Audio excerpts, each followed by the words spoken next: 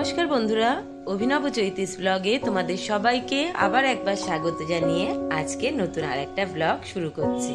তোমরা সকলে কেমন আছো, কে কোথা থেকে আমার ব্লগগুলো দেখছো আর দেখে কেমন লাগছে সেটা অবশ্যই কমেন্ট করে জানিও। ভালো লাগলে লাইক করো, বন্ধু বান্ধবের সঙ্গে শেয়ার করো। যারা ইউটিউব থেকে দেখছো তারা চ্যানেলটাকে সাবস্ক্রাইব করে দিও, পাশে থাকা বেল বাটনটাকে অল করে দিও। আর যারা ফেসবুক থেকে দেখছো তারা পেজটা অবশ্যই ফলো করো। আজকে বৃহস্পতিবার, সন্ধেবেলা ঘরে সন্ধে পুজো দিয়ে এসে বারান্দাটা একটু এসে দাঁড়িয়েছি। আজকে সকাল থেকে আকাশে কি তাণ্ডব লেগেছে। সারাটা দিন এক নাগারে বৃষ্টি হয়েও নিস্তার নেই। সারা দুপুর হয়ে বিকেল সন্ধে কন্টিনিউ বৃষ্টি হয়েই চলেছে। যদিও গত কয়েকদিন ধরেই কম বেশি এবেলা ওবেলা মিলিয়ে বৃষ্টি হচ্ছিলই, কিন্তু আজকে আবার সকাল থেকেই শুরু হয়েছে একদম তাণ্ডবের মতো বৃষ্টি। এই একবার মুষলধারে হয়ে যাচ্ছে, 2-5 সেকেন্ড একটু কমছে বা একটু থামছে, তারপরেই দেখছি আকাশ আবার দারুণ রকম কালো হয়ে জমিয়ে নেমে পড়েছে। আর সেই সঙ্গে বাইরে যেমন তাণ্ডব চলছে, ঘরেও শুরু হয়ে গেছে তাণ্ডব। কারণ বাইরের ওয়েদারটা যখনই একটু ঠান্ডা হয়েছে অমনি সকলের মন একবারে উৎসুক করে উঠেছে ঘরের পরিবেশটাকে গরম করবার জন্য। মানে বুঝতেই পারছো, মানে বাইরে ঠান্ডা একটা মনোরম ওয়েদার যখন, আজকে একটা রাত্রিবেলা স্পেশাল জমজমাট খাবার চাই। এটাই হচ্ছে আমার ছেলের আবদার। বিকেলবেলা স্কুল থেকে ফেরবার সময় পুরো কাকচান করে ভিজে এসছে। কারণ হচ্ছে সকালবেলা বারবার বললাম ছাতাটাকে নিয়ে যা, ছাতাটাকে নিয়ে যা। বললো যে না, আমি এখান থেকে টানা টোটোয় উঠবো, পৌঁছে যাব, অসুবিধা নেই, এই বৃষ্টি থেমে যাবে। কিছুতেই নিয়ে গেল না। আর ফেরার পথে এই জল বৃষ্টির দিনে রাস্তায় টোটো অটোও তো কম থাকে, একদম কাকের মতো ভিজে এসছে।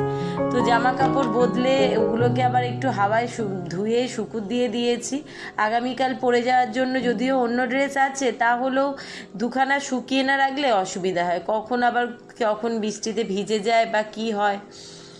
তো তোমাদের দাদাও তাই কোনো রকমের রেনকোট পরে দুপুরবেলা অফিস বেরিয়েছে ভিজতে ভিজতে। আর একটু আগে ফোন করেছিল রিক যে বাবা রাত্রিবেলা মনে করছি চিকেন কষা আর পরোটা বানাতে বলবো মাকে। তো মা কিছুতেই রাজি হচ্ছে না। কি করেই বা রাজি হব বলো? সকালবেলা রান্না কাজ সমস্ত সেরে গুছিয়ে ধোয়া মোছা পরিষ্কার হয়ে যাওয়ার পর রাত্রিবেলা ভেবেছিলাম এমনি আলু পটলের কষা তরকারি, রুটি আর যদি হয় একটু গরম ডিমের অমলেট করে দেবো। সেই সঙ্গে তো আম মিষ্টি থাকি। তো সেটা শুনে সে রিকবাবুর কি কান্না, বলছে মা তোমায় জোরহাত করছি, তোমার পায়ে পড়ছি, এত বড় অত্যাচারটা তুমি করো না। কোথায় চিকেন কষা আর পরোটা বর্ষার রাত্রিরে বসে জমিয়ে খাওয়া হবে, তা না ওই আলু পটলের তরকারি আর শুকনো রুটিতে আমার চিড়ে একেবারেই ভিজবে না। তাতে তুমি আমায় রাত্রিরে রুটি ধরো না, আমাকে না খেতে দিয়ে রেখো, আমি না খেয়ে শোবো, কিন্তু আমি রুটি খাবো না। তো কি আর বলা যাবে ছেলের আবদারে। তার আজকে বিকেলে একটা কোচিংও ছিল, কিন্তু এই বৃষ্টির জন্য আমিও যেতে পাঠাবার সাহস করলাম না। তাই আর বিকেলের কোচিংয়ে না গিয়ে আমার থেকে পয়সা নিয়ে গিয়ে বাজার থেকে নিজে গিয়েই মাংস কিনে এনেছে। আর এই যে তোমাদের দাদা জানে বছরের শেষ বেলায় এসে দাঁড়িয়েছে, মানে আমের শেষ বেলায় এসে দাঁড়িয়েছে, যেখান থেকে ফেরবার পথে ভিজতে ভিজতেও যেখানে যা আম পেয়েছে 3-4 রকমের আম নিয়ে এসছে। কারণ সে তো জানে তার বাড়িতে বউটি বসে রয়েছে, একবেলা না খেতে দিলেও চলবে, কিন্তু এই আমের সিজনে আম ঘরে না থাকলে একেবারেই চলবে না। যদিও ফ্রিজে অলরেডি অনেক আম পড়ে রয়েছে, তাও যা এনেছে তারই মধ্যে থেকে সেগুলো ধুয়ে বেছে সব আলাদা আলাদা করে ঢেলে রেখেছি। আর সব রকম মিলিয়েই কয়েকটা আম জলের মধ্যে ভিজিয়ে রাখলাম, এইগুলো রাত্রিরে কাটা হবে। আমি রোজকার আমি কাটার আগে এরকম 2-1 ঘন্টা জলে ভিজিয়ে রাখি, তাহলে আমের যে আটাটা থাকে ওটা বেরিয়ে যায়, তাহলে ঘা ফোড়া হওয়ার ভয় থাকে না। আজকে দুপুরবেলা বাসনগুলো ধুয়ে পরিষ্কার করে সব উল্টে রেখেছি, কিন্তু সেগুলো জায়গায় তোলবার আর সময় পাইনি। রান্না কাজ খাওয়া দাওয়া মিটিয়ে নেওয়ার পর কিছুক্ষণ মায়ের কাছে গিয়ে শুয়েছিলাম। মা থাকলে যে আরামটা আমার ভীষণ রকম পেতে ইচ্ছে হয়, আর মাকে দুপুরবেলা এই জন্য কাজ ছাড়া করি না। কারণ মা থাকলেই এত সুন্দর দুপুরবেলার টাইমে ঘুমাই আর না ঘুমাই মাথায় হাত বুলিয়ে দেয়, সেই আরামটা আমি একদম মিস করি না। আর মা চলে গেলে এইটার জন্য বিশেষ করে ভীষণ রকম মন কেমন করে। যাই হোক, দাদা এসে যাওয়ার পর আমগুলোকে পরিষ্কার করে জলে ভিজিয়ে রেখে তাকে 1 কাপ গরম চা করে দিয়ে এসেছি। ছেলে বসেছে পড়তে আর উনি বসেছেন অফিসের কিছু লেখালেখি কাজ করতে। এই ফাঁকে আমি আমার কাজকর্ম শুরু করে দিয়েছি। ওখানে মাংস তো ধুয়ে পরিষ্কার করেই আগে রেখেছিলাম, সেই সঙ্গে পেঁয়াজটাও আজকে দুরকমভাবে দেবো ভেবেছি, কিছুটা ভেজে আর কিছুটা বেটে। তো পেঁয়াজটা রেডি করে রাত্রিবেলা যেহেতু পরোটা রাত হয়েছে, তাই জন্য ময়দাটাকে মাখিয়ে মনে করলাম নেচি কেটে আর একটু ভিজে কাপড় ঢাকা দিয়ে রেখে যাব। ততক্ষণে ময়দাটা সুন্দর সেট হয়ে যাবে, তারপরে চিকেনটা কষা করে নেওয়ার পর পরোটা ভেজে গরম গরম খেতে দেবো। এতদূর তো চিন্তা ভাবনা করে রেখেছি, কিন্তু ভীষণ রাগও উঠছে। রোজ রোজ কি সবসময় রান্না কাজ করতে ইচ্ছা করে? যদিও তোমাদের দাদা বলেছিল মাকে জিজ্ঞেস করে নে, না পারলে আমি নয় বাইরে থেকে কিনে নিয়ে যাচ্ছি, কিন্তু আমিও খুব একটা গা করলাম না। তাকেও তো আবার এই জল বৃষ্টিতে দাঁড়িয়ে দাঁড়িয়ে কিনে নিয়ে আসতে হবে। দিন আহ্লাদ করলে করে দিতে ইচ্ছা যে করে না এমনটা নয়, কিন্তু আমি বললাম চিকেন হচ্ছে অসুবিধা নেই, তার সঙ্গে রুটি খা। কিন্তু আমার ছেলেটা হচ্ছে মহা বদমাশ, তার রুটি মোটে মুখে রোচে না। সপ্তাহে 3-4 দিন রুটি খাওয়া হয়ে গেলেই সে মোটামুটি ছটপট করে কখন একটু মা লুচি পরোটা করে দেবে। একে তো শনিবার দিন বাদাই থাকে, মানে ময়দা হবেই, লুচি পরোটা কিছু না কিছু।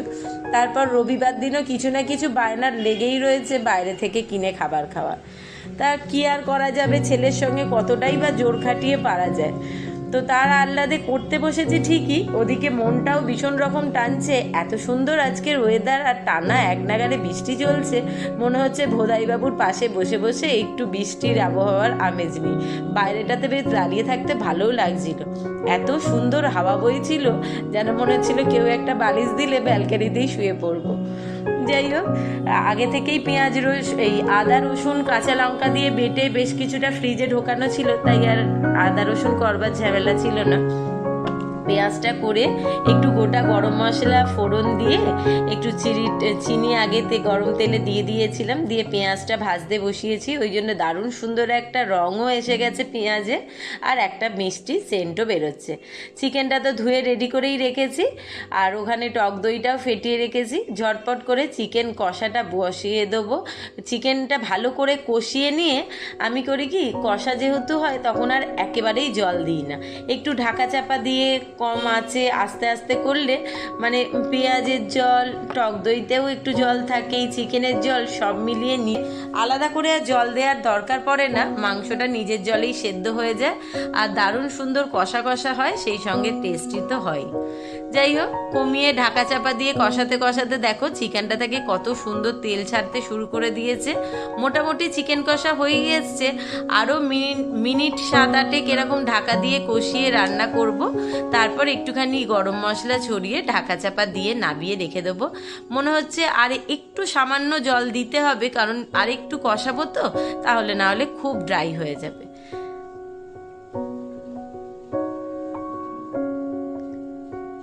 একটু সামান্য জল দিয়ে কষিয়ে ঢাকা চাপা দিয়ে আরও 10 মিনিট মতো রান্না করা হয়ে গেছে।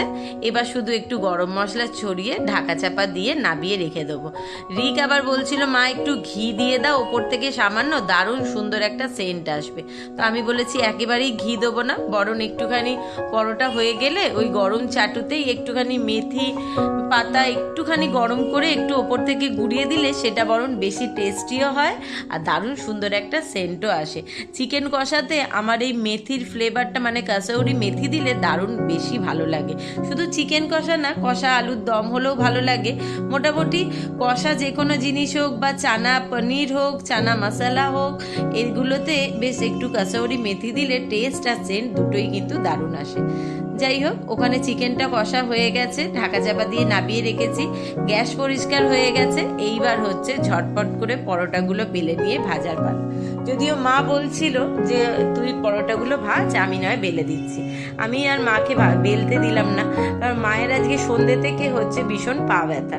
বয়স্ক মানুষদের এরকমই হয়, যে যেমন বয়সে দিনখানে এরকম একটু আধটু শরীর খারাপ হতেই থাকে। আর সকাল থেকে বৃষ্টি বর্ষার ওয়েদারে মায়ে একটু মাঝে মধ্যেই পায়ে ব্যথার সমস্যা হয়।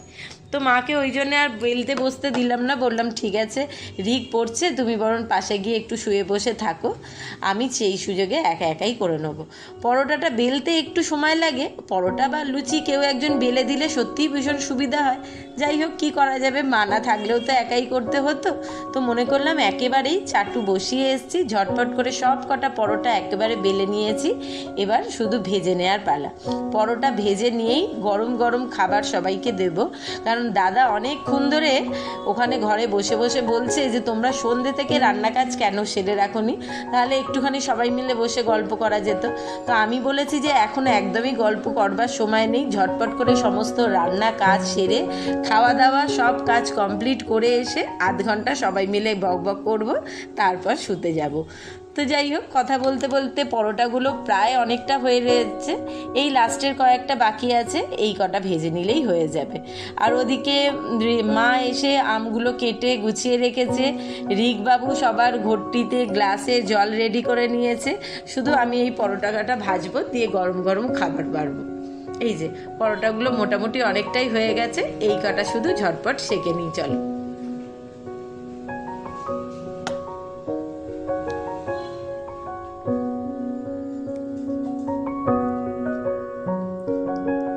একটু স্যালাডও কাটতে বলেছি মাকে, একটু শসা পেঁয়াজ কাটলে এই পরোটা হোক বা মাংস হোক সঙ্গে খেতে ভালো লাগে। শুধু পরোটা বলে না, আমাদের প্রায় রোজ দিনই রাত্রিবেলা রুটি পরোটা লুচি যাই হোক না কেন তার সঙ্গে একটু শসা তো অবশ্যই কাটা হয়, আবার দিনখানে মানে মাংস টাংস হলে বা তড়কা হলে একটুখানি পেঁয়াজও তার সঙ্গে কেটে নিই।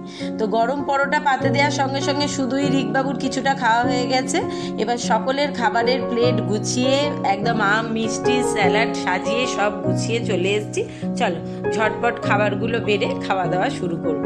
চিকেনটার একদম দারুণ সুন্দর একটা লাল লাল ঝোল মানে লাল লাল রং এসছে, কিন্তু তোমাদের দাদা কিছুতেই মেথিটা দিতে দিল না, বললো দরকার নেই, এমনিতেই মনে হচ্ছে দারুণ সুন্দর একটা সেন্ট বেরোচ্ছে, ভালো হয়েছে, আর মেথি দেওয়ার দরকার নেই, এই দিয়েই খাওয়া হয়ে যাবে। এখন কোনো রকমে তাড়াতাড়ি খাওয়া দাওয়া কমপ্লিট করে তার মনে হচ্ছে কিছু কথাবার্তা আছে সেগুলো বলবে, তাই জন্য সবাইকে তাড়া দিচ্ছে, সবাই মিলে একসঙ্গে ঘরে ঢুকে গল্প করব। যাই হোক চলো আজকের ব্লগটা এখানেই শেষ করলাম, শুভরাত্রি, টাটা, সকলে ভালো থেকো, সুস্থ থেকো, খুব শিগগিরই ফিরছি।